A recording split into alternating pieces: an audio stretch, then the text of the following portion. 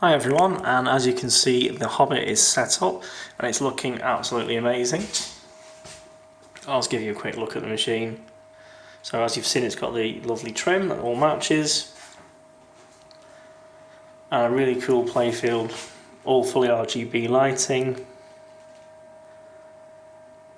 It's a really good layout. It's actually a really good game. There's absolutely tons to do.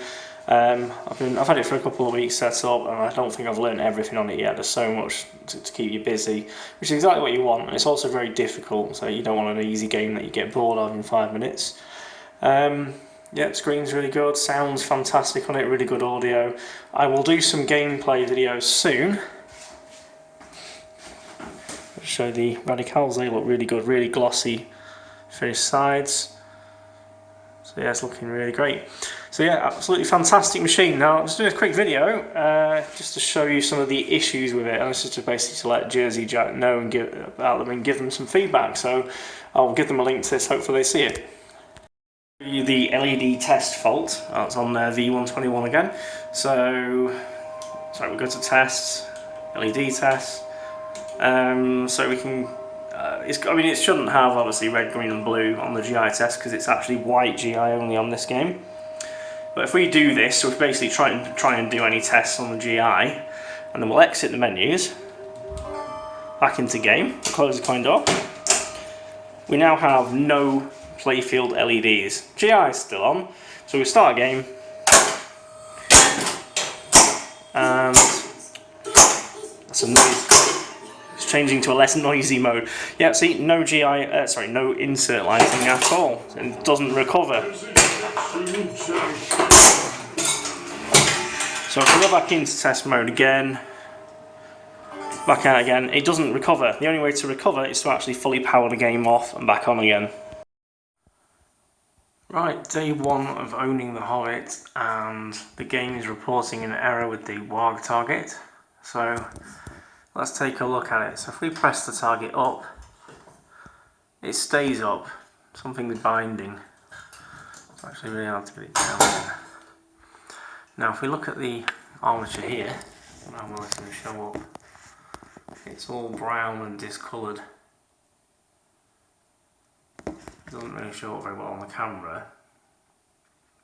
But that there, it's all burnt up. And that coil feels funny. That coil has melted. Although you can't see on the label, it feels like there's lumps in it. So I'm going to need to take that out and have a look. So I don't know, 20 games on it, and got a coil melted for some reason. More concerning is, why has it melted? Is the game powering it on too long? Something's wrong there. Another bug to show you. This is more of a problem if you're using these games in competitive play. It's very common for a ball to get stuck somewhere on the play field. So what happens usually is, especially in competitive play, you can basically take the glass off. You can release the ball. You can normally put the ball somewhere safe, like in the shooter lane. Put the glass back on, and then the player can take over and carry on playing. Not on this game, unfortunately. So just simulating a stuck ball. By the way, this is my cardboard deflector to try and reduce the number of flying balls until JJP comes up with a solution for this. Anyway, so stuck ball here. So on these games, I don't know why they've decided like this, but you have to close. So to get the glass off, you have to open the door, pull the lever, which gives you the lockdown bar release, but you can't slide the glass out with the coin door open, as it will hit the coin door. It doesn't do that on Williams games, or I don't think even Stearns do that. And then, so obviously, if you want to take the glass off, you have to close the coin door first, which reactivates the power. And as you just saw, the game just decides to kick a ball out because I had this ball stuck for a period of time. So yeah, it's just going to carry on that. For God's sake, noise. Just turn off that noisy mode. So it times out and kicks a ball out. Even if you basically, you can disable that in the software. But what it does instead, as soon as you if it's doing a ball search, or if it started doing a ball search because it's got stuck. I don't know if I can demonstrate this now. Let me just take this other ball out. So we'll open let's just trigger a switch. open the coin door, and basically, so let's imagine we've got the ball out. We have to close the coin door, otherwise we can't take the glass off, and we want to put it in the shooter lane.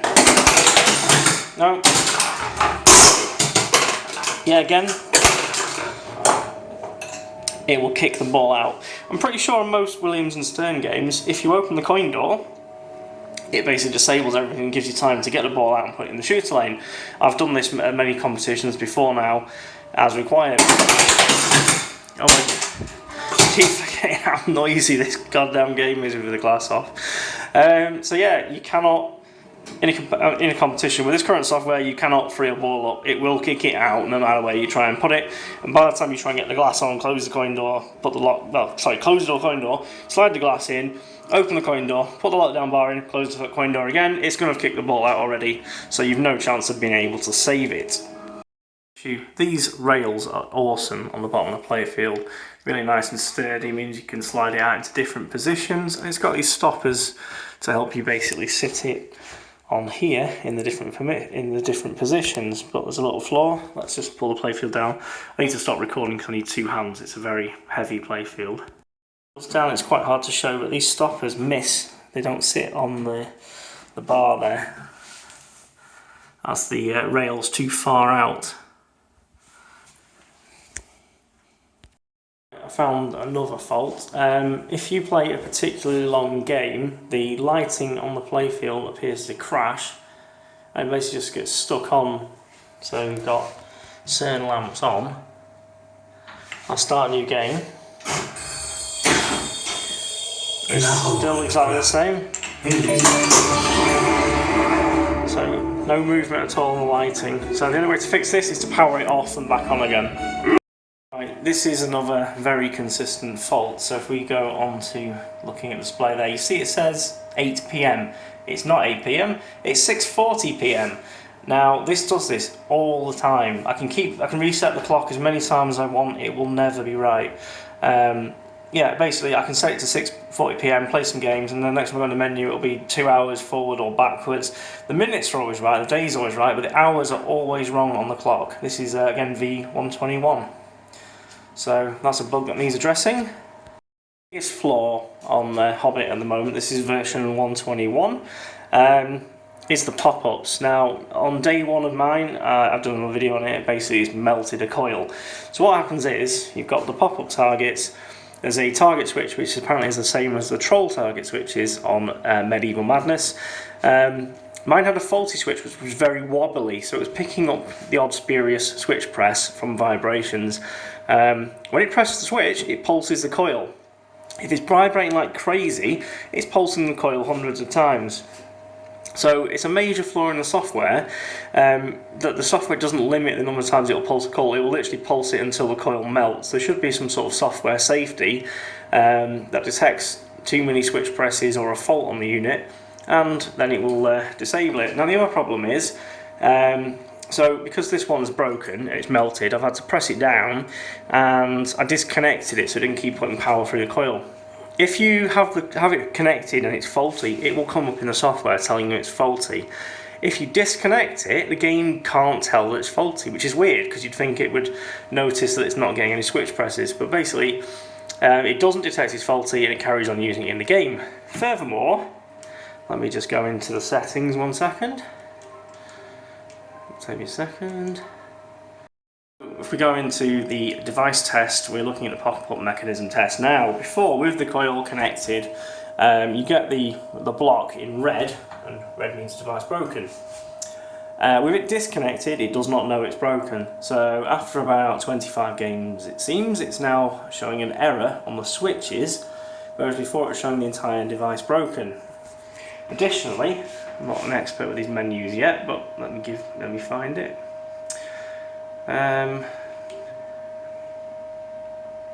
Where is it? It's in settings. Let's just get to the setting. So you can disable broken mechanism, which is great because you don't want to stop a game from being playable. And you can see we've got the warg disabled because mine is broken. If we go into a game, See if it will let me play it.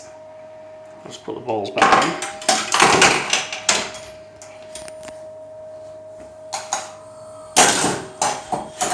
Let's just launch the ball out. It's noisy, the glass off. Right, so we've got the warg. Even though it's disabled, it thinks it's still working and it's still giving it you as a feature. So it's expecting you to hit it there when that light's flashing. It doesn't seem to automatically award you, so you can keep getting that. It's giving you the warg hurry up. So yeah, even with it disabled, I don't know, if it's disabled it might actually disable the coil, but it doesn't seem to disable it from gameplay, so the game still expects that to be in the game. That's very... Oh, so noisy! Right, so Hobbit is a fantastic game, amazing playfield, but it's got one major flaw. So basically one of the main things you need to do is hit this right hand ramp to start modes. You need that to progress through the game. So when you do, the ball is basically returned down this ramp. Now there's a diverter here, which basically puts the ball into this lane rather than this is the default lane. Puts it into this lane here. So the ball comes down here. It's supposed to drop through this loop, and when it does, it triggers a switch, and this post comes up and it stops the ball. It then tells you what the mode is, gives you the instructions, and then it kicks the ball back out. Now, what happens is, 100% of the time, the ball will come down here, hits this part here, and it basically launches it like a ski ramp. It goes over the switch, over the post, and basically just goes straight down. That happens pretty much 100% of the time, so you can't actually do any of the modes. Now I can't seem to see any way of fixing that. It's like it's got these two little bits here that stick up. As soon as it hits them, it will launch. I shall demonstrate. I'll try and put it up the ramp. I can't believe that's the one time it does it. Yeah, brilliant. The problem. So in that time, it basically launched over the side. That time it went over that side and over the, actually over the plastic. It's pretty much, that time it hit the side again. So you can see it pretty much jumps. Oh, that time it hit the switch. Pretty much every time. That time it jumped the switch again. That time it probably just about got the switch. Yeah, pretty much every time, as you can see, it ski ramps off of this. Rather than going through it like that and hitting the switch, it will ski ramp off it and jump the switch. So it basically makes it unplayable. Right, I just wanted to show that the playfield has crashed during the game and all the LEDs have stopped working. They're just stuck on or whatever they're on now.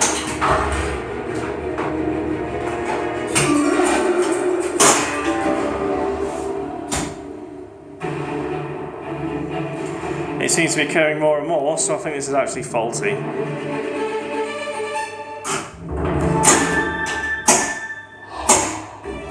So you can see we've got no playfield LED activity at all.